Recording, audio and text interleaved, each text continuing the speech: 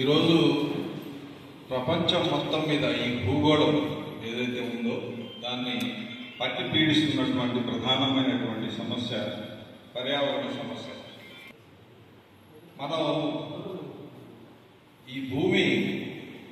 ఈ భూగోళాన్ని మనం కాపాడుకోవాలంటే మనందరం కలిసి ఈ సమాజంలో మనం ఈ పర్యావరణం యొక్క ఆవశ్యకత గురించి అవగాహన కల్పించాలన్నటువంటి ఉద్దేశంతో ఈరోజు ఈ ప్రాంతంలోనే యువతతో పర్యావరణ పరిరక్షణ యువజన సంఘాన్ని స్థాపించడం జరిగింది. గడ్డం సుబ్రహ్మణ్యం, వల్లిపేడు గ్రామం, చిల్లకూరు మండలం.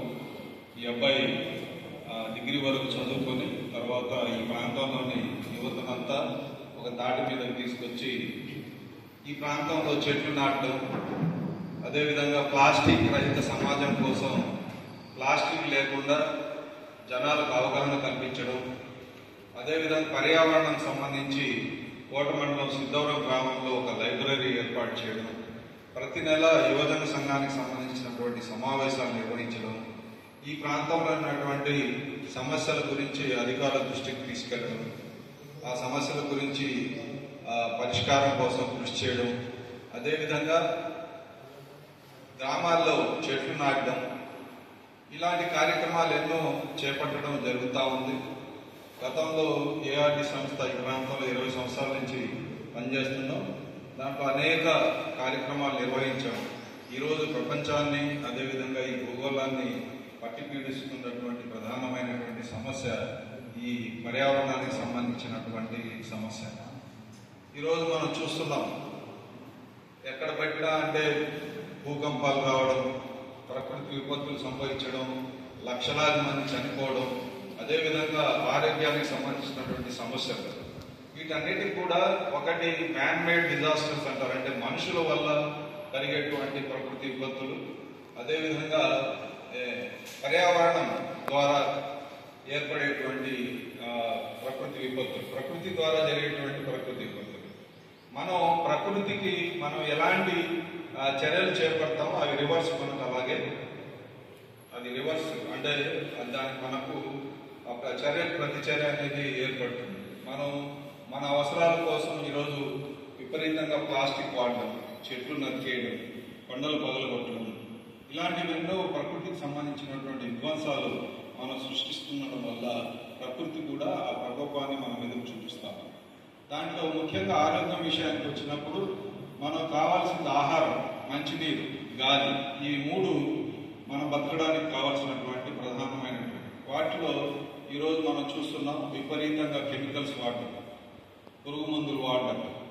వీటి ద్వారా ఏంటంటే భూమి యొక్క సారవంతం కోల్పోవడం, అదేవిధంగా భూమి ద్వారా వచ్చేటువంటి ఏదైతే పంటలు ఉన్నాయో అవన్నీ కూడా మనుషులకి పనికి రాకుండా పోతున్నాయి. తద్వారా ఈరోజు చూడండి, అప్పట్లో ఎప్పుడో క్యాన్సర్ అంటే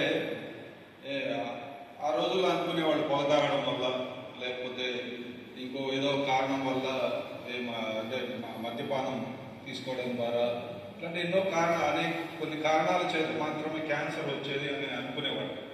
ఈరోజు పరిస్థితి 70% క్యాన్సర్స్ వచ్చేసి మనం తీసుకుంటున్నటువంటి ఆహారం వల్ల వస్తున్నాయి.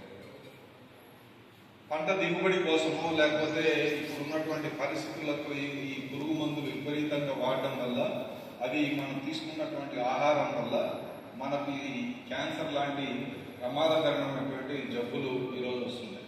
తర్వాత కెమికల్స్ వాడడం విపరీతంగా పెరిగి, ప్రతిదానికి కెమికల్స్. మనం బట్టలు ఉతికే సబ్బుల దగ్గర నుంచి చూసుకుంటే, మనం బొచ్చులు తోముకునే సబ్బుల వరకు ప్రతిదీ ఏ విషయమైనా ఎత్తుకున్నా ఈరోజు కెమికల్స్ అన్నమాట. ఈ కెమికల్స్ ఎక్కువగా వాడి అవన్నీ కూడా ఈ వృధా జలాల ద్వారా అవన్నీ కూడా ఏం జరుగుతుందంటే ప్రకృతిలో ఉన్నటువంటి జలవనరులు ఏవైతే ఉన్నాయో వాటిలో కలిసిపోయి ఈరోజు మనం చూస్తున్నాం, ప్లాస్టిక్ తిని పెద్ద పెద్ద చేపలు సముద్రంలో చచ్చిపోతున్నాయి, అదే తాబేళ్లు చనిపోతున్నాయి.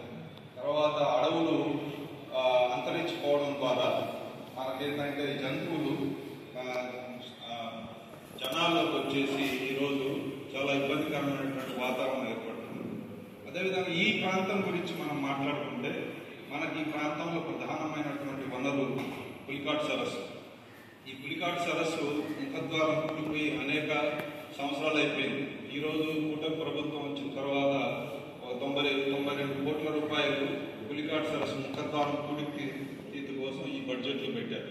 కానీ పెద్దలు మీరు మన ఎమ్మెల్యే గారి ద్వారా వాటిని ఆ కార్యక్రమాన్ని త్వరితగతిన కనుక మొదలుపెట్టే కార్యక్రమం కనుక చేస్తే దానివల్ల అనేక ప్రయోజనాలు ఉన్నాయి. ఒకటి, మనకు మెట్ట ప్రాంతం నుంచి వచ్చేటువంటి నీరు ఏదైతే ఉందో అది పులికాట్ సరస్సు ద్వారా సముద్రంలోకి వెళ్ళడానికి, ఆటుపోట్ల ద్వారా బ్యాకిష్ వాటర్ రావడం ద్వారా ఇటు బకింగ్హామ్ కెనాల్ నుంచి పులికాట్ సరస్సు ఈ 400 చదరపు కిలోమీటర్ల వైశాల్యంలో నీరు ఏర్పడి దాంట్లో సహజ సిద్ధంగా ఏర్పడేటువంటి మడడుగులు ఏవైతే ఉన్నాయో అవి వాటిని డెవలప్ చేయాల్సినటువంటి అవసరం ఉంది. గతంలో మనం ఇక్కడ ఇదే కోట పట్టణంలో మనం ప్రోగ్రామ్ షాది మంజిల్ ఏర్పాటు చేశాం. పర్యావరణ పరిరక్షణ సంస్థకు సంబంధించినటువంటి అధ్యక్షుడు దినేష్ రెడ్డి గారిని, చైర్మన్ గారిని కూడా తీసుకొచ్చి రిక్వెస్ట్ చేయడం జరిగింది. ఈ ప్రాంతంలో మడాడుగులు పెంచాల్సినటువంటి అవసరం ఉంది. మడాడుగులు పెరగడం ద్వారా ఏంటంటే దాంట్లో జీవరాశులు అనేకం అభివృద్ధి చెందేదానికి అవకాశం ఉంది. ఇప్పుడు సముద్రంలో నుండి ఏదైతే ఈ మత్స్య సంపద ఉందో అవి పులికాట్ సరస్సులోకి వచ్చి ఈ మడాడుగుల కింద, మడ చెట్ల కింద అవి గుడ్లు పెట్టి, ఇప్పుడు నిషేధం మత్స్యశాఖ వాళ్ళు నిషేధం అమలు చేశారు కదా. ఎందుకంటే ఇది బ్రీడింగ్ సీజన్, అవి పిల్లలు పెట్టే సీజన్. అవి ఇప్పుడు ఆటుపోట్లు కనుక ఆ ముఖద్వారం కనుక కుడికి తీస్తే అందులో ఉన్నటువంటి చేపలు, రొయ్యలు ఇవన్నీ ఈ పులికాట్ సరస్సులోకి వచ్చి తద్వారా అవి పిల్లలు కొదిగి అవి మళ్ళా పెద్దవి చేసుకొని ఏదైతే పక్షులు ఎలాగైతే విదేశాల నుంచి వచ్చి పులికాట్ సరస్సులో నేలపట్టు పక్షుల కేంద్రంలో ఎలాగైతే అక్కడికి వచ్చి పిల్లలు చేసి తీసుకెళ్తున్నాయి, అలాగే చేపలకు కూడా అది ఒక జీవ వైవిధ్యం. అది పులికాట్ ముఖద్వారం కూడిక వల్ల ఏంటంటే ఆ జీవ వైవిధ్యం దెబ్బతినడం, అదేవిధంగా దాని చుట్టూ సుమారుగా 1,00,000 మంది పేదలు జీవనోపాధి ఆధారపడి ఉంది. ఆ జీవనోపాధి కోల్పోవడం ఇవన్నీ కూడా కారణాలు అన్నమాట. ఇవన్నీ ఏంటంటే మనం ఏదైతే మన సహజ వనరులు ఏవైతే ఉన్నాయో, ఇప్పుడు మనకు రాష్ట్రంలో ఎక్కడా లేని విధంగా ఉమ్మడి నెల్లూరు జిల్లాలో 1400 పెద్ద చెరువులు, 1470 చెరువులు, ఉదాహరణకి బొల్లిపేళ్ళు లాంటి చెరువులు ఉన్నాయి. దాంట్లో ఇప్పుడు మన ఎమ్మెల్యే గారి చొరవతో ప్రభుత్వం 12 లక్షల చేపపిల్లలు వదిలేదు. ఈ చేపపిల్లలు అవి సహజంగా పెరుగుతాయి. అదే మనం చూస్తున్న ఈ ఆక్వాకల్చర్లో చేపలు పెంచే దగ్గర విపరీతంగా యాంటీబయాటిక్స్ వాడడం, కెమికల్స్ వాడడం, అవి మనం కన్సంప్షన్ చేయడం ద్వారా మనకేంటంటే అనారోగ్య సమస్యలు వస్తున్నాయి.